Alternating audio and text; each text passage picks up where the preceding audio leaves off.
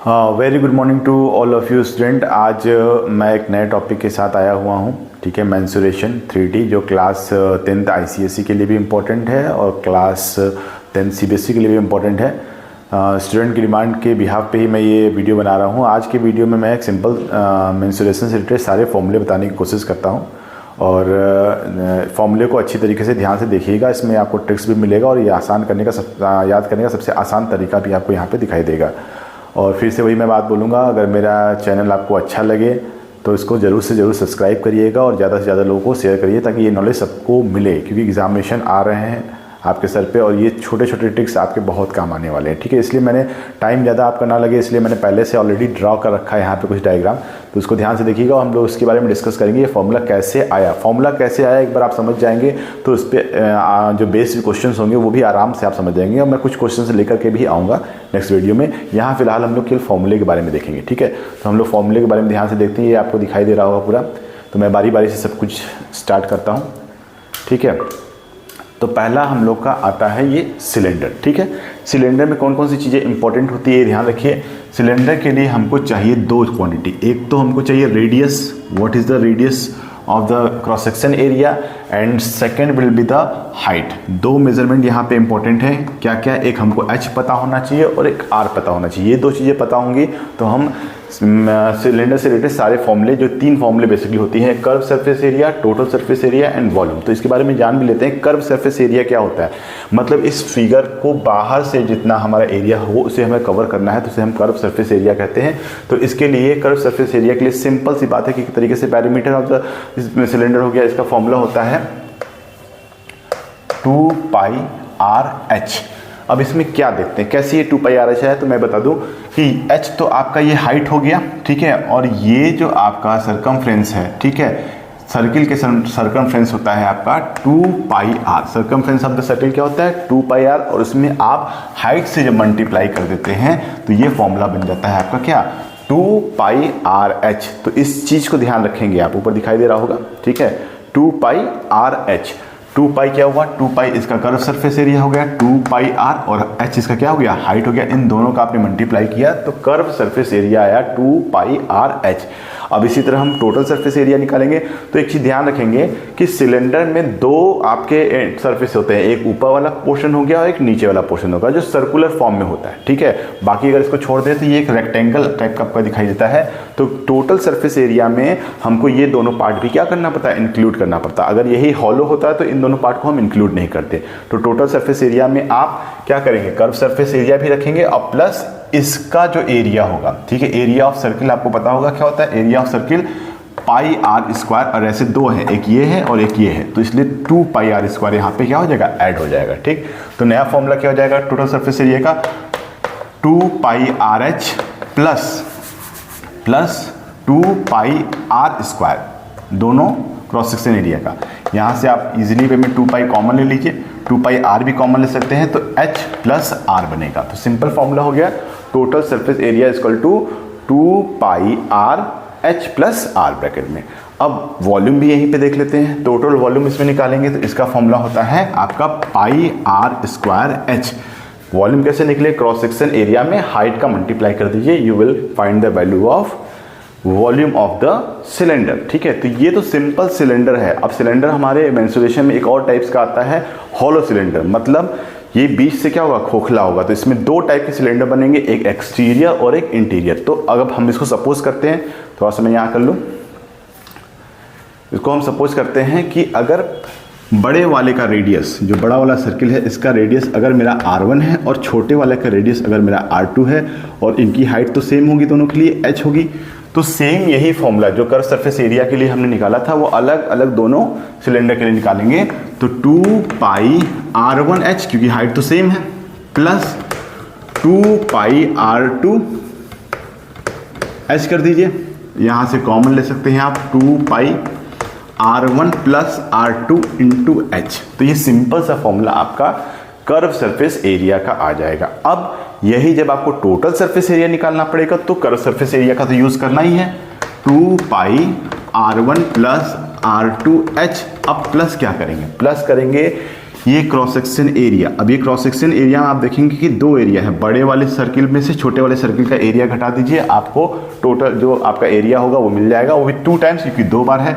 तो यहाँ पे हम क्या करेंगे, 2 इंटू भाई पाई आर स्क्वायर एच होता है, पाई आर स्क्वायर होता है कर्व सरफेस एरिया। तो हम क्या करेंगे, R1 का स्क्वायर, क्योंकि R1 ग्रेटर है, माइनस R2 का स्क्वायर, ठीक है, और पाई रख लीजिए 2 पाई।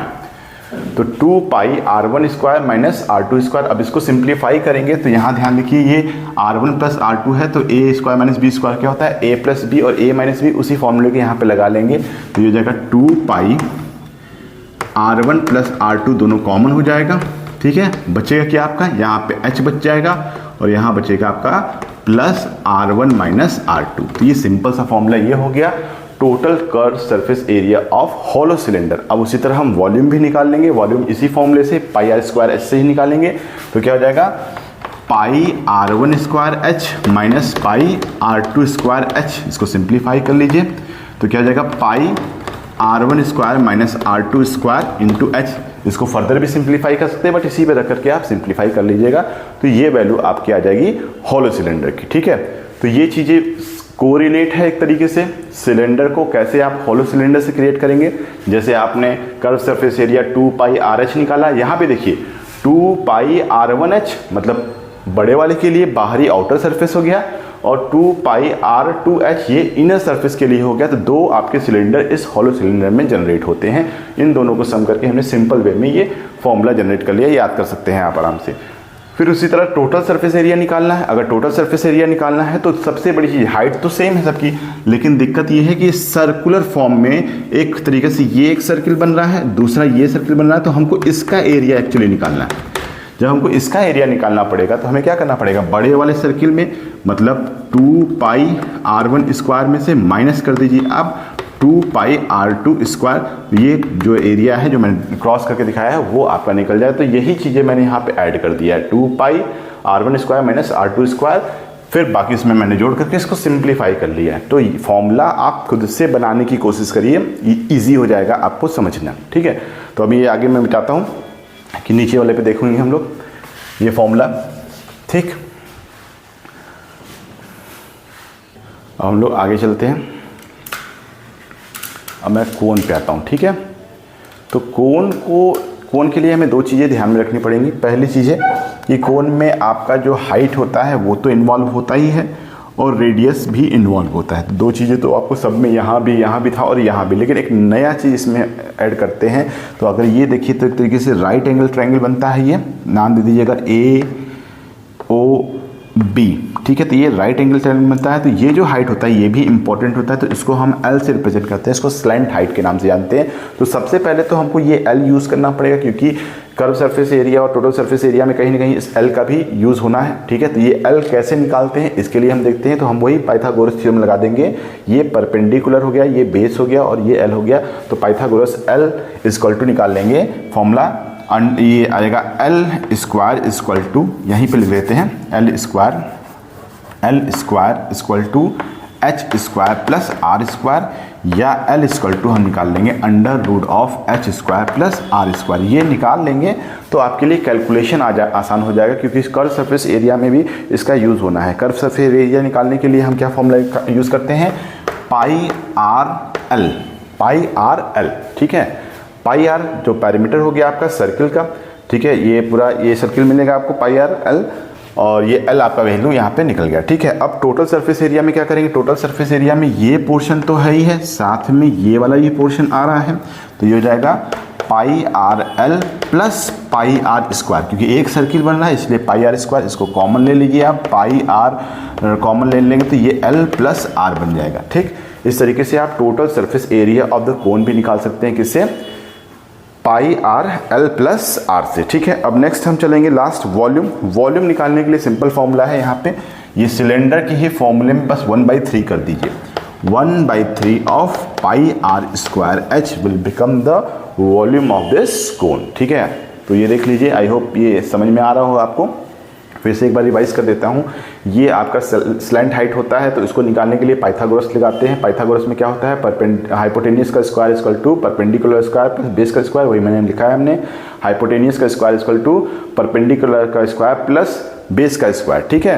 तो ये हो गया। अब यहाँ पे स्क्वायर रूट हटाएंगे, ये स्क्वायर हटाएंगे तो यहाँ पे रूट लग जाएगा H square plus R square. ये क्लियर हो गया। अब इसके बाद हमको निकालना है curve surface area of the cone, तो हम यहाँ फॉर्मूला यूज़ करेंगे पाई आर एल, ठीक है।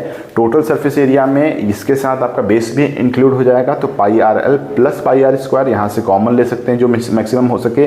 Pi are square common, pi r common है, पाई आर कॉमन ले लिया, एल प्लस आर बचेगा, और लास्टली आपका volume of the cone 1/3 pi are square H हो जाएगा, ठीक है। तो ये मैंने पहले फर्स्ट, सेकंड और थर्ड बता दिया। ये एक साथ में इसलिए बता रहा हूँ ताकि आपको इजी वे में कैलकुलेशन में आसानी हो, याद कर सके एक फॉर्मूले को, एक जगह लिखना बहुत ज़रूरी होता है, ठीक है।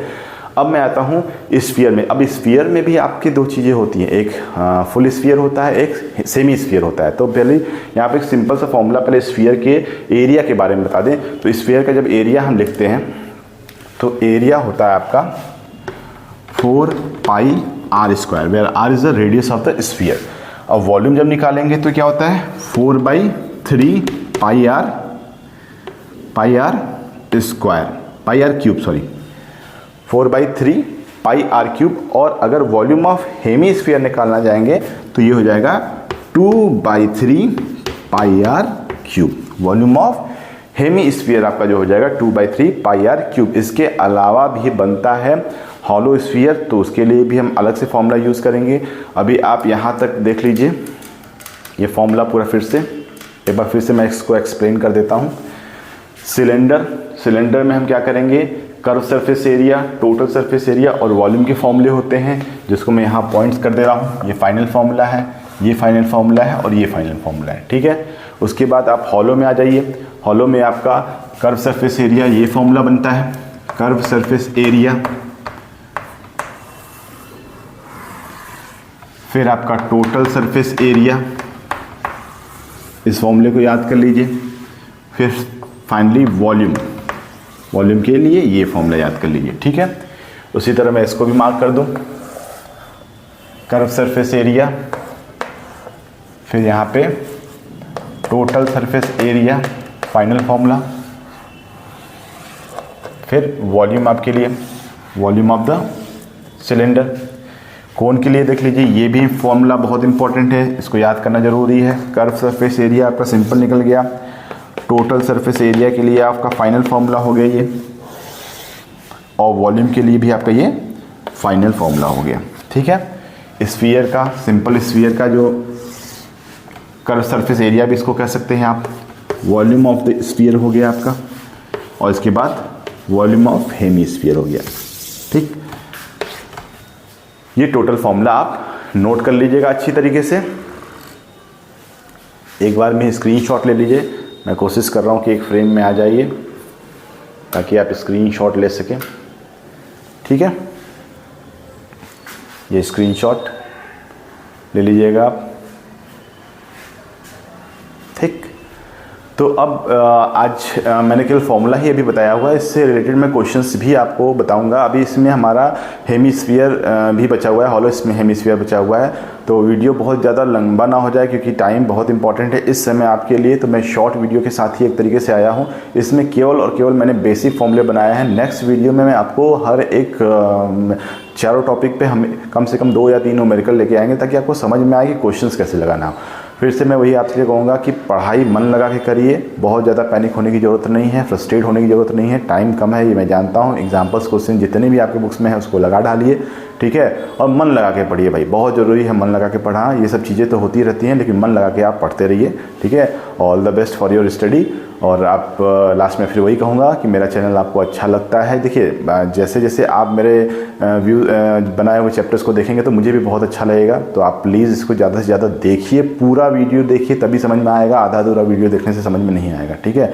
तो मेरे चैनल का नाम मैं फिर से बोल दे रहा हूँ, मेरे चैनल का नाम एम्बिशन एजुकेयर रामनगर है, इसे सर्च करिएगा आप, इसको जो है ज़रूर सब्सक्राइब करिए और ज़्यादा से ज़्यादा लोगों तक शेयर करिए। बस इसी शब्द के साथ मैं बंद करता हूँ आज का lecture. Thanks a lot, next video में फिर आऊँगा, बाय।